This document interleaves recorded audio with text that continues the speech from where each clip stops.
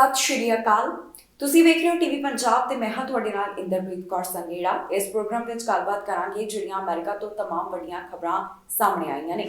Walmart ਦੇ ਵਿੱਚ ਗੋਲੀਆਂ ਚਲਾਉਣ ਸੰਬੰਧੀ ਇੱਕ ਵਿਅਕਤੀ ਵੱਲੋਂ ਧਮਕੀ ਦਿੱਤੀ ਗਈ। ਪੁਲਿਸ ਨੇ ਇਸ ਮਾਮਲੇ ਵਿੱਚ ਕਾਰਵਾਈ ਕੀਤੀ ਤੇ ਅਜਿਹਾ ਕਰਨ ਵਾਲੇ ਜਾਣੀ ਕਿ ਧਮਕੀ ਦੇਣ ਵਾਲੇ ਵਿਅਕਤੀ ਨੂੰ ਉਹਨਾਂ ਵੱਲੋਂ ਹਿਰਾਸਤ ਦੇ ਵਿੱਚ ਲਿਆ ਗਿਆ ਹੈ। ਪੁਲਿਸ ਵੱਲੋਂ ਇਸ ਬਾਰੇ ਜਾਣਕਾਰੀ ਸਾਂਝੀ ਕਰਦਿਆਂ ਕਿਹਾ ਗਿਆ ਕਿ ਵਾਲਮਾਰਟ ਦੇ ਕਰਮਚਾਰੀਆਂ ਨੇ ਉਹਨਾਂ ਨੂੰ ਇਸ ਬਾਰੇ ਜਾਣਕਾਰੀ ਦਿੱਤੀ ਸੀ ਕਿ ਇੱਥੇ ਇੱਕ ਵਿਅਕਤੀ ਦਾਖਲ ਹੋਇਆ ਜਿਹੜਾ ਗੋਲੀਆਂ ਚਲਾਉਣ ਦੀ ਧਮਕੀ ਦੇ ਰਿਹਾ ਹੈ। ਵਿਅਕਤੀ ਵੱਲੋਂ ਵਾਲਮਾਰਟ ਵਿੱਚ ਗੋਲੀਆਂ ਚਲਾਉਣ ਦੀ ਧਮਕੀ ਦਿੱਤੀ ਗਈ, ਜਿਸ ਤੋਂ ਬਾਅਦ ਪੁਲਿਸ ਨੇ ਕਾਰਵਾਈ ਕੀਤੀ ਹੈ।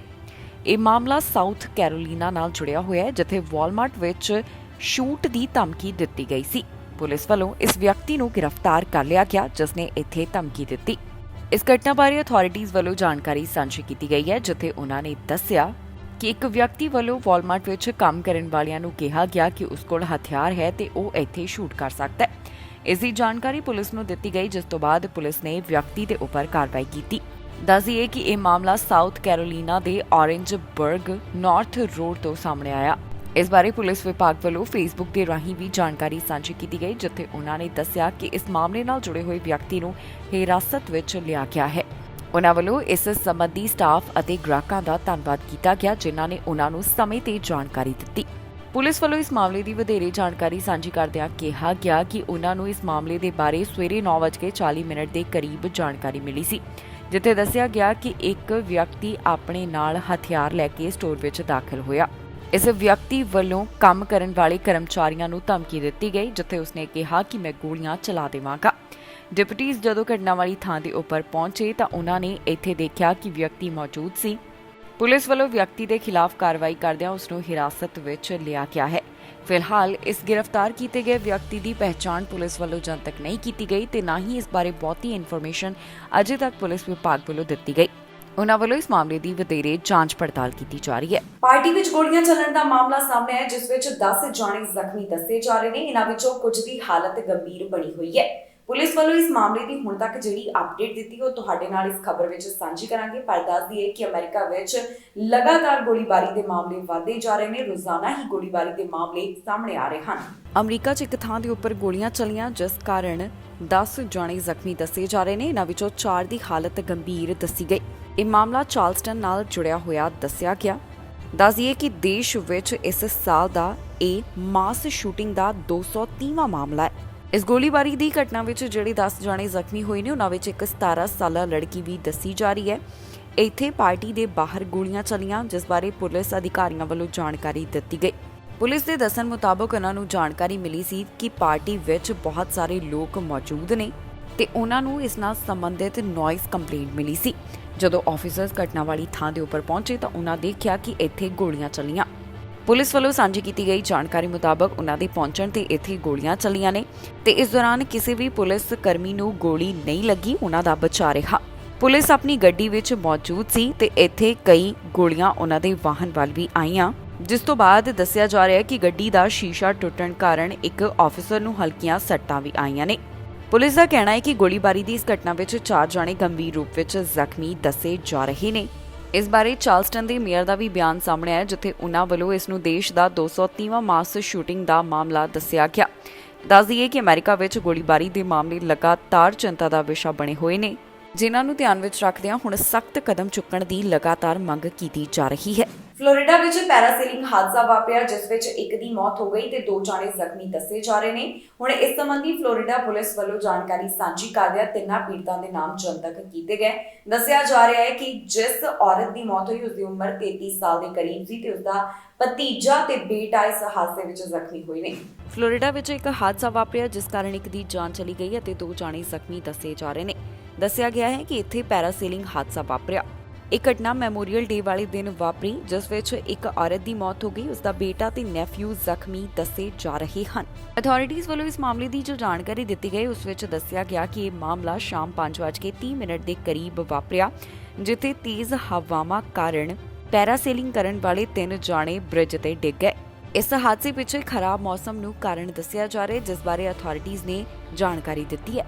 ਇਹ ਤਿੰਨੋਂ ਜਾਣੇ ਵੈਕੇਸ਼ਨ ਤੇ ਸਨ ਜਿਸ ਵੇਲੇ ਇਹ ਹਾਦਸੇ ਦਾ ਸ਼ਿਕਾਰ ਹੋ ਗਏ। ਇਹਨਾਂ ਪੀੜਤਾਂ ਦੀ ਪਹਿਚਾਣ ਵੀ ਪੁਲਿਸ ਵੱਲੋਂ ਜਨਤਕ ਕੀਤੀ ਗਈ ਹੈ।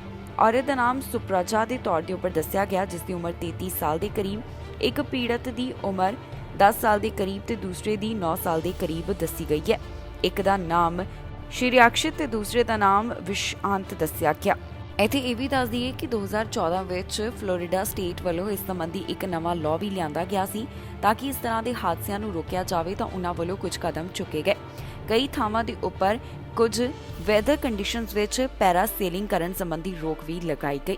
ਹੁਣ ਇਸ ਮਾਮਲੇ ਸੰਬੰਧੀ ਪੁਲਿਸ ਵੱਲੋਂ ਜਾਂਚ ਪੜਤਾਲ ਕੀਤੀ ਜਾ ਰਹੀ ਹੈ, ਜਿਸ ਦੀ ਜਾਣਕਾਰੀ ਉਹਨਾਂ ਵੱਲੋਂ ਬਾਅਦ ਵਿੱਚ ਵੀ ਸਾਂਝੀ ਕੀਤੀ ਜਾਵੇਗੀ। ਫਿਲਹਾਲ ਹੁਣ ਤੱਕ ਇਹੀ ਅਪਡੇਟ ਦਿੱਤੀ ਗਈ।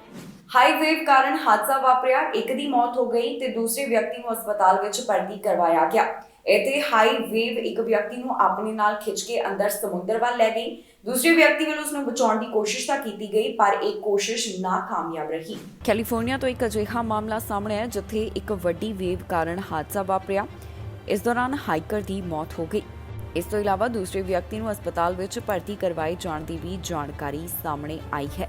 ਇਹ ਘਟਨਾ ਨਾਰਦਰਨ ਕੈਲੀਫੋਰਨੀਆ ਨਾਲ ਜੁੜੀ ਹੋਈ ਦੱਸੀ ਜਾ ਰਹੀ ਹੈ, ਜਿੱਥੇ ਵਹਿ ਜਾਣ ਕਾਰਨ ਇੱਕ ਹਾਈਕਰ ਦੀ ਮੌਤ ਹੋ ਗਈ ਤੇ ਇੱਕ ਹੋਰ ਵਿਅਕਤੀ ਜਿਸ ਵੱਲੋਂ ਦੂਸਰੇ ਵਿਅਕਤੀ ਨੂੰ ਬਚਾਉਣ ਦੀ ਕੋਸ਼ਿਸ਼ ਕੀਤੀ ਜਾ ਰਹੀ ਸੀ ਉਸ ਨੂੰ ਹਸਪਤਾਲ ਵਿੱਚ ਭਰਤੀ ਕਰਵਾਇਆ ਗਿਆ। ਇਸ ਘਟਨਾ ਦੇ ਬਾਰੇ ਹੁਣ ਅਥਾਰਟੀਜ਼ ਵੱਲੋਂ ਜਾਣਕਾਰੀ ਸਾਂਝੀ ਕੀਤੀ ਗਈ ਹੈ। ਇੱਕ ਸਟੇਟਮੈਂਟ ਰਾਹੀਂ ਪੁਲਿਸ ਵਿਭਾਗ ਵੱਲੋਂ ਜਾਣਕਾਰੀ ਸਾਂਝੀ ਕੀਤੀ ਗਈ, ਜਿੱਥੇ ਉਹਨਾਂ ਨੇ ਦੱਸਿਆ ਕਿ ਇੱਕ ਵੱਡੀ ਵੇਵ ਵਿਅਕਤੀ ਨੂੰ ਆਪਣੇ ਨਾਲ ਪਾਣੀ ਵਿੱਚ ਵਹਾ ਕੇ ਲੈ ਗਈ। ਦੂਸਰੇ ਵਿਅਕਤੀ ਵੱਲੋਂ ਉਸ ਨੂੰ ਬਚਾਉਣ ਦੀ ਕੋਸ਼ਿਸ਼ ਕੀਤੀ ਗਈ, ਪਰ ਉਹ ਵਿਅਕਤੀ ਦੀ ਜਾਨ ਬਚਾਉਣ ਦੇ ਵਿੱਚ ਕਾਮਯਾਬ ਨਹੀਂ ਹੋ ਸਕਿਆ। ਅਥਾਰਟੀਜ਼ ਵੱਲੋਂ ਦੱਸਿਆ ਗਿਆ ਕਿ ਪਹਿਲਾ ਹਾਈਕਰ ਪਾਣੀ ਵਿੱਚ ਬਹਿ ਗਿਆ ਤੇ ਦੂਸਰੇ ਵੱਲੋਂ ਜਲਦ ਹੀ ਉਸ ਨੂੰ ਬਚਾਉਣ ਦੀ ਕੋਸ਼ਿਸ਼ ਕੀਤੀ ਗਈ ਸੀ, ਪਰ ਉਹ ਪਾਣੀ ਦੇ ਕਾਫੀ ਹੇਠਾਂ ਜਾ ਚੁੱਕਿਆ ਸੀ। ਦੂਸਰੇ ਵਿਅਕਤੀ ਦੀ ਸਥਿਤੀ ਨੂੰ ਧਿਆਨ ਵਿੱਚ ਰੱਖਦਿਆਂ ਉਸ ਨੂੰ ਹੈਲੀਕਾਪਟਰ ਦੇ ਰਾਹੀਂ ਹਸਪਤਾਲ ਵਿੱਚ ਭਰਤੀ ਕਰਵਾਇਆ ਗਿਆ, ਜਿੱਥੇ ਹੁਣ ਉਸ ਦੀ ਹਾਲਤ ਸਟੇਬਲ ਦੱਸੀ ਜਾ ਰਹੀ ਹੈ, ਜਦਕਿ ਦੂਸਰੇ ਵਿਅਕਤੀ ਨੂੰ ਮੌਕੇ ਵਾਲੀ ਥਾਂ ਦੇ ਉੱਪਰ ਹੀ ਮ੍ਰਿਤਕ ਐਲਾਨ ਕਰ ਦਿੱਤਾ ਗਿਆ। ਹੁਣ ਇਸ ਮਾਮਲੇ ਦੀ ਜਾਂਚ ਹੈਮਬੋਲਡ ਕਾਉਂਟੀ ਸ਼ੈਰਿਫ ਆਫਿਸ ਵੱਲੋਂ ਕੀਤੀ ਜਾ ਰਹੀ ਹੈ, ਜਿਸ ਬਾਰੇ ਉਹਨਾਂ ਨੇ ਸਟੇਟਮੈਂਟ ਵੀ ਜਾਰੀ ਕੀਤੀ। ਫਿਲਹਾਲ ਪੀੜਤ ਦਾ ਨਾਮ ਉਹਨਾਂ ਵੱਲੋਂ ਜਨਤਕ ਨਹੀਂ ਕੀਤਾ ਗਿਆ। ਮਾਮਲੇ ਦੀ ਇਨਵੈਸਟੀਗੇਸ਼ਨ ਜਾਰੀ ਹੈ, ਜਿਸ ਤੋਂ ਬਾਅਦ ਬਾਕੀ ਦੀ ਜਾਣਕਾਰੀ ਦਿੱਤੀ ਜਾਵੇਗੀ। ਟੈਕਸਸ ਦੇ ਵਿੱਚ ਇੱਕ ਹਾਦਸਾ ਵਾਪਰਨ ਦੀ ਜਾਣਕਾਰੀ ਸਾਹਮਣੇ ਆਈ, ਜਿਸ ਵਿੱਚ 2 ਦੀ ਮੌਤ ਹੋ ਗਈ ਤੇ 2 ਜਾਣੇ ਜ਼ਖਮੀ ਦੱਸੇ ਜਾ ਰਹੇ ਨੇ। ਇੱਥੇ ਇੱਕ ਕਾਰ ਹਾਦਸੇ ਦਾ ਸ਼ਿਕਾਰ ਹੋ ਗਈ, ਜਿਸ ਵਿੱਚ 4 ਵਿਦਿਆਰਥੀ ਸਵਾਰ ਸਨ, ਜੋ ਕਿ ਇੱਕ ਸਮਾਗਮ ਤੋਂ ਵਾਪਸ ਆ ਰਹੇ ਸਨ। ਪੁਲਿਸ ਵੱਲੋਂ ਇਸ ਬਾਰੇ ਕੀ ਡਿਟੇਲ ਦਿੱਤੀ ਗਈ, ਤੁਹਾਨੂੰ ਇਸ ਖਬਰ ਵਿੱਚ ਦੱਸਾਂਗੇ। ਟੈਕਸਸ ਦੇ ਵਿੱਚ ਇੱਕ ਹਾਦਸਾ ਵਾਪਰਿਆ, ਜਿਸ ਕਾਰਨ 2 ਦੀ ਜਾਨ ਚਲੀ ਗਈ ਅਤੇ 2 ਜਾਣੇ ਜ਼ਖਮੀ ਦੱਸੇ ਗਏ। ਦੱਸਿਆ ਜਾ ਰਿਹਾ ਹੈ ਕਿ ਜਿਨ੍ਹਾਂ ਨਾਲ ਹਾਦਸਾ ਵਾਪਰਿਆ ਉਹ ਗ੍ਰੈਜੂਏਸ਼ਨ ਰਿਹਰਸਲ ਤੋਂ ਵਾਪਸ ਆ ਰਹੇ ਸਨ। ਆਫੀਸ਼ੀਅਲਸ ਵੱਲੋਂ ਇਸ ਮਾਮਲੇ ਦੀ ਜਿਹੜੀ ਜਾਣਕਾਰੀ ਦਿੱਤੀ ਗਈ, ਉਸ ਵਿੱਚ ਦੱਸਿਆ ਗਿਆ ਕਿ ਰੋਲ ਓਵਰ ਕ੍ਰੈਸ਼ ਦੌਰਾਨ 2 ਜਾਣਿਆਂ ਦੀ ਜਾਨ ਚਲੀ ਗਈ ਅਤੇ 2 ਜਾਣੇ ਜ਼ਖਮੀ ਹੋਏ ਨੇ। ਇਹ 4 ਵਿਦਿਆਰਥੀ WB ਰੇ ਹਾਈ ਸਕੂਲ ਨਾਲ ਸੰਬੰਧਿਤ ਦੱਸੇ ਗਏ, ਜਿਹੜੇ ਕਿ ਰਿਹਰਸਲ ਅਟੈਂਡ ਕਰਨ ਵਾਸਤੇ ਗਏ ਹੋਏ ਸਨ ਤੇ ਜਦੋਂ ਇਹ ਸਕੂਲ ਤੋਂ ਵਾਪਸ ਆ ਰਹੇ ਸਨ ਤਾਂ ਇਸ ਦੌਰਾਨ ਹਾਦਸਾ ਵਾਪਰ ਗਿਆ। ਇਸ ਮਾਮਲੇ ਨਾਲ ਜੁੜੇ ਹੋਏ ਜਿਹੜੇ ਪੀੜਤ ਨੇ ਉਹਨਾਂ ਦੀ ਪਹਿਚਾਣ ਫਿਲਹਾਲ ਪੁਲਿਸ ਵੱਲੋਂ ਜਨਤਕ ਨਹੀਂ ਕੀਤੀ ਗਈ। ਪੁਲਿਸ ਦੇ ਦੱਸਣ ਮੁਤਾਬਕ ਉਹਨਾਂ ਨੂੰ ਇਸ ਮਾਮਲੇ ਦੀ ਜਾਣਕਾਰੀ ਸਵੇਰੇ 11:25 ਦੇ ਕਰੀਬ ਨਾਰਥ ਪੋਰਟ ਐਵੀਨਿਊ ਦੇ 2300 ਬਲਾਕ ਤੋਂ ਮਿਲੀ। ਪੁਲਿਸ ਨੂੰ 4 ਜਾਣੇ ਚਿੱਟੇ ਰੰਗ ਦੀ 2-ਡੋਰ ਵਾਹਨ ਵਿੱਚ ਮਿਲੇ। 2 ਜਾਣਿਆਂ ਨੂੰ ਘਟਨਾ ਵਾਲੀ ਥਾਂ ਦੇ ਉੱਪਰ ਹੀ ਮ੍ਰਿਤਕ ਐਲਾਨ ਕਰ ਦਿੱਤਾ ਗਿਆ। ਇਹਨਾਂ ਦੋਨਾਂ ਦੀ ਉਮਰ 18 ਸਾਲ ਦੇ ਕਰੀਬ ਦੱਸੀ ਜਾ ਰਹੀ ਹੈ। 2 ਜਾਣਿਆਂ ਨੂੰ ਹਸਪਤਾਲ ਵਿੱਚ ਭਰਤੀ ਕਰਵਾਇਆ ਗਿਆ, ਜਿਨ੍ਹਾਂ ਦਾ ਇਸ ਸਮੇਂ ਹਸਪਤਾਲ ਵਿੱਚ ਇਲਾਜ ਚੱਲ ਰਿਹਾ ਹੈ।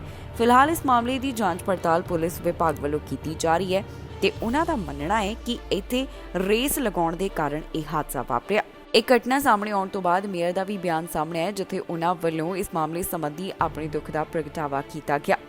ਇਸ ਤੋਂ ਇਲਾਵਾ ਇਹ ਵੀ ਦੱਸ ਦਈਏ ਕਿ ਹੈਰੀਟੇਜ ਪਾਰਕ ਵਿੱਚ ਇਹਨਾਂ ਬੱਚਿਆਂ ਵਾਸਤੇ ਕੈਂਡਲਲਾਈਟ ਵਿਜਲ ਵੀ ਕਰਵਾਇਆ ਜਾ ਰਿਹਾ, ਜਿਸ ਵਾਸਤੇ ਕੱਲ ਦਾ ਸਮਾਂ ਤੈਅ ਕੀਤਾ ਗਿਆ। ਇੱਥੇ ਕੈਂਡਲਲਾਈਟ ਵਿਜਲ ਸ਼ਾਮ ਨੂੰ 7:30 ਤੇ ਹੋਵੇਗਾ। ਖਬਰਾਂ ਦੇ ਇਸ ਬੁਲੇਟਿਨ ਵਿੱਚ ਇੰਨਾ ਹੀ। ਫਿਲਹਾਲ ਮਨਿੰਦਰਪ੍ਰੀਤ ਕੌਰ ਸੰਗੇੜਾ ਨੂੰ ਦਿਓ ਇਜਾਜ਼ਤ ਤੇ ਤੁਸੀਂ ਵੇਖਦੇ ਰਹੋ ਟੀਵੀ ਪੰਜਾਬ।